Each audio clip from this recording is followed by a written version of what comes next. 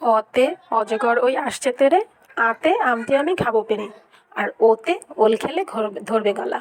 আসসালামু আলাইকুম। সবাই কেমন আছেন? আশা করছি ভালো আছেন। আমরাও আলহামদুলিল্লাহ ভালো আছি। যখনই এটা কাটতে বসেছি, আমার মেয়ে দেখেই লাফালাফি করা শুরু করেছে আর বলতেছে, মা এটা কি? বললাম ওল। ওল শুনেই বলতেছে, মা ওল খেলে ধরবে গলা। ছোটবেলায় আমরাও এটা পড়েছি, তাই না? আদর্শ লিপি বইতে। এখন আর সেই বইগুলো পাওয়াও যায় না, আর পাওয়া গেলেও এখনকার বাচ্চারা সেগুলো পড়ে না। যাই হোক, বাড়ি থেকে ওল পাঠিয়েছে আম্মু, মানে আমার শাশুড়ি মা। এগুলো আমাদের নিজেদের মানে চাষ করা ঠিক না, বাড়ির আঙিনায় লাগানো, সেখান থেকে। তাই ভাবলাম দেরি না করে একটু তাজা তাজা থাকতেই খেয়ে নিই। রুই মাছ নিয়ে এসেছিল, রুই মাছ দিয়ে আজকে রান্না করতেছি। বেশ কয়েকটু একটু নিয়ে নিয়েছিলাম রান্না করব বলে। রুই মাছের মাথাটা দেখেই আমার মেয়ে বলা শুরু করেছে সে ওটা একা খাবে হাত দিয়ে। যদিও জানি খেতে পারবে না, তারপরও সে বারবার বলছে সে খাবে ওটা। তাহলে আর কি করা, তার জন্য ওটা আলাদা করেই রান্না করতে হবে। বাকি মাছ দিয়ে আমি ওলটা রান্না করে নিচ্ছি। আর ওল কাটতে গেলে আমার একটু হাত চুলকায়, এই জন্য গ্লাভস পরে কেটেছিলাম। আবার গ্লাভস পরেই ধুয়ে পরিষ্কার করে পানি ঝরিয়ে রেখে দিয়েছি। এপাশে পেঁয়াজ কাঁচামরিচ কেটে তেল দিয়ে এই যে একটু নাড়াচাড়া করে নিচ্ছি। ওল সাধারণত শুনে যখন বইয়ে পড়েছিলাম যে ওল খেলে ধরবে গলা, তখন ভাবতাম যে আসলেই কি এটা গলা ধরবে, মানে গাল চুলকাবে। আবার আমার আম্মু বলে যারা ঝগড়ুটে তাদের নাকি ওল খেলে বা কচু জাতীয় জিনিস খেলে গলা চুলকায়, গাল চুলকায়। জানি না কোনটা সত্য কোনটা মিথ্যা।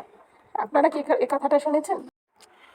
যখন থেকে ওল খাওয়া শিখেছি বা শুরু করেছি, সেটা আমার বিয়ের পরেই। বিয়ের আগে একবার খেয়েছিলাম, সেটা মিষ্টি মিষ্টি লেগেছিল বলে তত একটা পছন্দ হয়েছিল না। বিয়ের পরে আমার শ্বশুর বাড়িতে গিয়ে যখন খেলাম, দেখলাম এত সুস্বাদু। আর বাজার থেকে কিনে আনলে নাকি ওল শক্ত হয়, কিন্তু আমাদের বাড়ির ওলটা একদমই শক্ত হয় না। একবার আমার ফুপু শাশুড়ি বাড়িতে এসে আম্মুকে ওল রান্না করতে দেখে বলতেছে, এটা হাঁড়িতে দিচ্ছিস কেন? প্রেশার কুকারে দে, এটা তো সিদ্ধ হবে না। তা আম্মু হেসে বললো, আগে আমি রান্না করি, তুমি দেখো, তারপরে বলো নে যে সিদ্ধ হয়েছে কি হয়নি।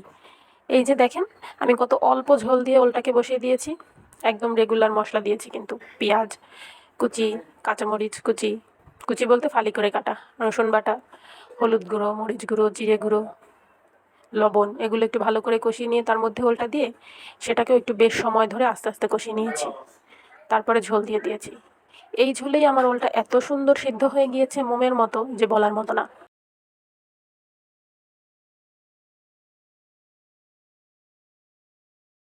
খুবই মজা হয়েছে খেতে। রুই মাছ দিয়ে আজকে রান্না করেছি। তবে গোটা একটা ওল পাঠিয়েছিল তো, পুরোটা তো একদিনে রান্না করা সম্ভব না। এই জন্য অর্ধেকটা আজকে রান্না করেছি আর অর্ধেকটা ফ্রিজে রেখে দিয়েছি, অন্য একদিন আবার রান্না করব সেই জন্য। এই যে রান্নাটা প্রায় শেষ, উপর থেকে একটু ভাজা জিরে গুঁড়ো ছিটিয়ে দিলাম, হয়ে গেল। এখন শুধু গরম ভাতের অপেক্ষা। আজকের মতো এই পর্যন্তই। আল্লাহ হাফেজ।